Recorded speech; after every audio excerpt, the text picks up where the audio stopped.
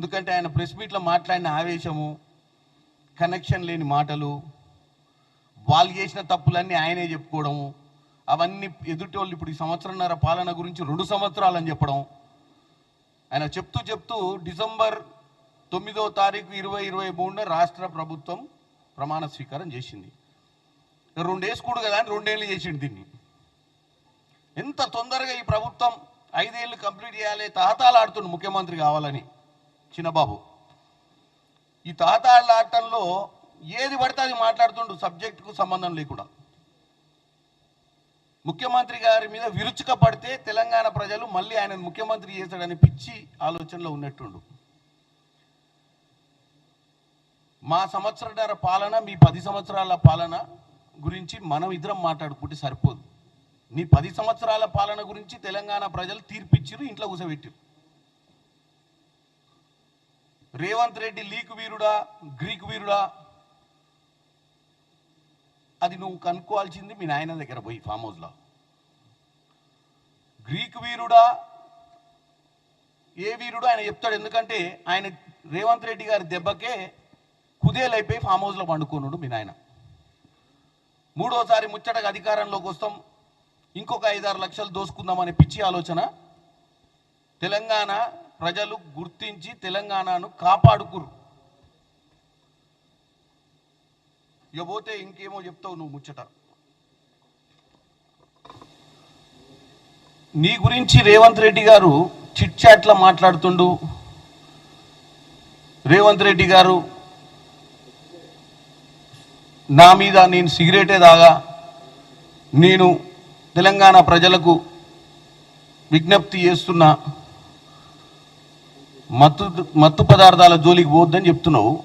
ఇదే పతివతతనం అప్పుడు white challenge చేసినప్పుడు ఉంటే అయిపోవు కదా. బొచ్చు ఇస్తా, కిడ్నీ ఇస్తా, లివర్ ఇస్తా, అన్ని ఇస్తా అంటే రాకపోతుంది. అది రాకపోవడం వల్లనే ఈ రోజు వరకు నీ మీద ప్రతిసారి డౌట్ వచ్చాయి కదా. ఆ రోజే కనుక నువ్వు ఏదైతే తొడలు కొట్టి ప్రెస్ మీట్లలో మాట్లాడి నేను బొచ్చు ఇస్తా, కిడ్నీ ఇస్తా, లివర్ ఇస్తా, ఇంకా నీకు ఏం కావాలరా నాయన అని చెప్పి ఛాలెంజ్ చేసినవి.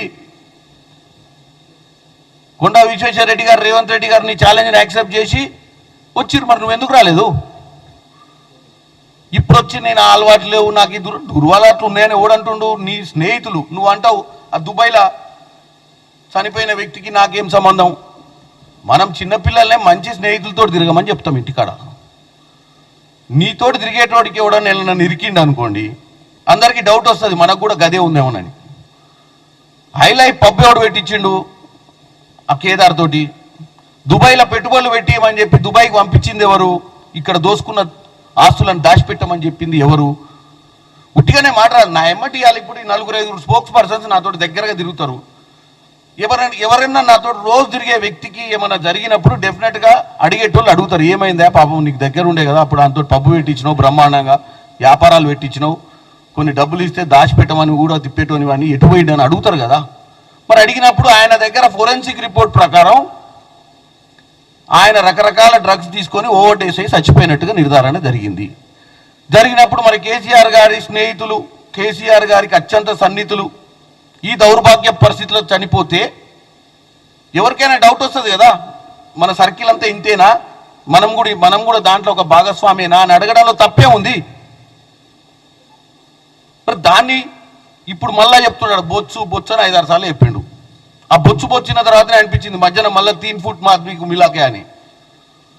అరే బైపాస్, సూర్యాపేట బైపాస్ మీదకి వెళ్ళి ఖమ్మం పోవాలనుకుంటా. ఈ మధ్య కొత్తగా హైవే పడదు, ఆ మూల మీద డాబాలు బాగుంటాయి. మరి ఆడేనన్నా కలిసి రాయింది, వీళ్ళు కలిసి 2 వేసుకొని బయలుదేరిన ఆయన ఖమ్మంకి. ఎందుకంటే లైనింగ్ సరిగా లేదు. నార్మల్గా చాలా బాగా మాట్లాడతారు కేటీఆర్ గారు, ఇలా లైన్ తప్పి మాట్లాడుతున్నట్టు క్లియర్గా కనపడుతుంది. అయితే హెలికాప్టర్లో పోయి డైరెక్ట్, మరి హెలికాప్టర్లో పోతే మరి అప్పుడు హెలికాప్టర్లో ఎవరెవరు పోయారో చూడాలి మిక్సింగ్కి. రచ్చ చర్చ అంటుండు రోజు, రచ్చ చర్చలు లేవు రచ్చ అని. నువ్వా చెప్పేది తెలంగాణ ప్రజలకు? 10 సంవత్సరాల్లో అసలు చర్చ లేని అసెంబ్లీ నడిపింది నువ్వు. ప్రతిపక్షాలను నిర్వీర్యం చేసి 10 సంవత్సరాల పాలన తెలంగాణలో అసెంబ్లీనే జరపకుండా, అసెంబ్లీలో ఎవరు కూడా వాడివేడిగా చర్చ చేయకుండా,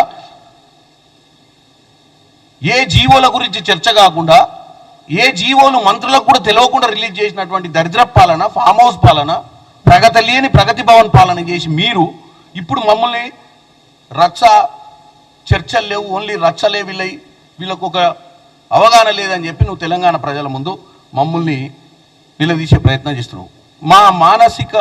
మాది మానసికం బాగాలేదని చెప్తున్నావు. మా మానసిక ఆలోచన నిన్ను చూస్తే క్లియర్గా కనపడుతుంది. పగటి కళల కన్నా నువ్వు ముఖ్యమంత్రి పదవి రాకపోయేసరికి